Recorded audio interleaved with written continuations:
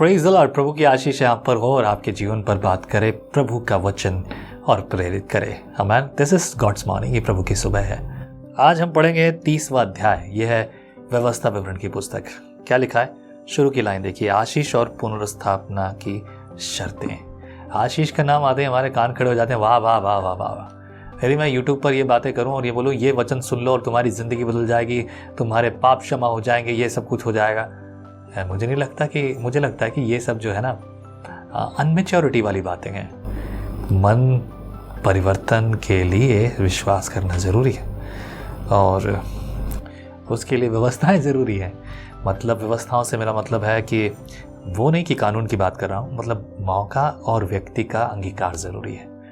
यदि पश्चाताप नहीं है, यदि वो प्रार्थना ना करता हो, यदि वो जो है अपने आप को समर्पित ना करना चाहता हो, तो वो उद्धार कभी प्राप्त नहीं करेगा और इसीलिए प्रेरित करना ज़रूरी है। आगे हम सीधे मुद्दे पर जाएंगे, मुझे ये बातें करना पसंद नहीं है। 30 अध्याय के पहले वचन में लिखा है, फिर जब आशीष और शाप की ये सब बातें जो मैंने तुझको कह सुनाई है तुझ पर घटें, मतलब जो सुन रहा है तू, तुझ पर घटें भी। घबराइए नहीं, आपके लिए नहीं है, ये इजराइलियों के लिए था, लेकिन इसको समझना ज़रूरी है। अगर क्यों, तो मैं इसके बारे में पहले बता चुका हूँ, सुनना और समझना ज़रूरी क्यों है। आगे पढ़ें। और तू उन सब जातियों के मध्य में रहकर जहाँ तेरा परमेश्वर यहोवा तुझको बरबस पहुँचाएगा, इन बातों को स्मरण करे और अपनी संतान सहित अपने सारे मन और अपने सारे प्राण अपने परमेश्वर यहोवा की ओर फिर कर उसके पास लौट आए, और इन सब आज्ञाओं के अनुसार जो मैं आज तुझे सुनाता हूँ उसकी बातें माने, तब तेरा परमेश्वर यहोवा तुझको बंधुआई से लौटा ले आएगा और तुझ पर दया करके उन सब देशों के लोगों में जिनके मध्य में वह तुझको तितर बितर कर देगा फिर इकट्ठा करेगा। चाहे धरती के छोर तक तेरा बरबस पहुंचाया जाना हो, तो भी तेरा परमेश्वर यहोवा तुझको वहां से ले आकर इकट्ठा करेगा और तेरा परमेश्वर यहोवा तुझे उसी देश में पहुंचाएगा जिसके तेरे पुरखा अधिकारी हुए थे, और तू फिर उसका अधिकारी होगा और वह तेरी भलाई करेगा और तुझको तेरे पुरखाओं से भी गिनती में अधिक बढ़ाएगा, और तेरा परमेश्वर यहोवा तेरे और तेरे वंश के मन का खतना करेगा कि तू अपने परमेश्वर यहोवा से अपने सारे मन और सारे प्राण के साथ प्रेम करे, जिससे तू जीवित रहे। और तेरा परमेश्वर यहोवा ये सब शाप की बातें तेरे शत्रुओं पर जो तुझ से बैर करके तेरे पीछे पड़ेंगे भेजेगा, और फिर तू फिरेगा और यहोवा की सुनेगा और इन सब आज्ञाओं को मानेगा जो मैं आज तुझको सुनाता हूँ। और यहोवा तेरी भलाई के लिए तेरे सब कामों में तेरी संतान और पशुओं के बच्चों और भूमि की उपज में तेरी बढ़ती करेगा, क्योंकि यहोवा फिर तेरे ऊपर भलाई के लिए वैसा ही आनंद करेगा जैसा उसने अब तेरे पूर्वजों के ऊपर किया था, क्योंकि तू अपने परमेश्वर यहोवा की सुनकर उसकी आज्ञाओं और विधियों को जो इस व्यवस्था की पुस्तक में लिखी है माना करेगा, और अपने परमेश्वर यहोवा की ओर अपने सारे मन सारे प्राण से मन फिराएगा। ये बहुत खूबसूरत बात है मेरे प्रियो।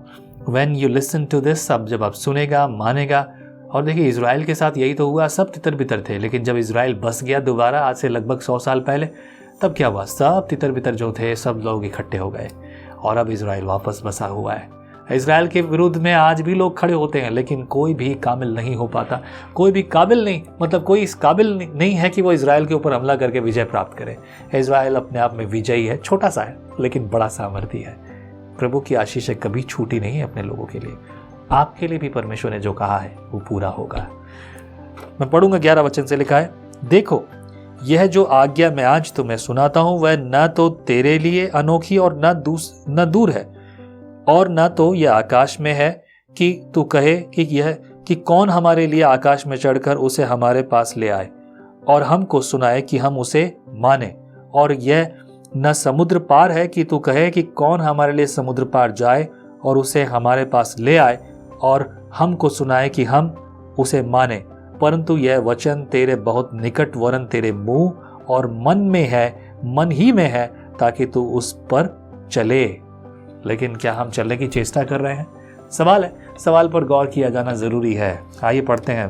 15 पद में लिखा है, सुन आज मैंने तुझको जीवन और मरण, हानि और लाभ दिखाया है, क्योंकि मैं आज तुझे आज्ञा देता हूं कि अपने परमेश्वर यहोवा से प्रेम करना और उसके मार्गों पर चलना और उसकी आज्ञाओं, विधियों और नियमों को मानना, जिससे तू जीवित रहे और बढ़ता जाए, और तेरा परमेश्वर यहोवा उस देश में जिसका अधिकारी होने को तू जा रहा है तुझे आशीष दे।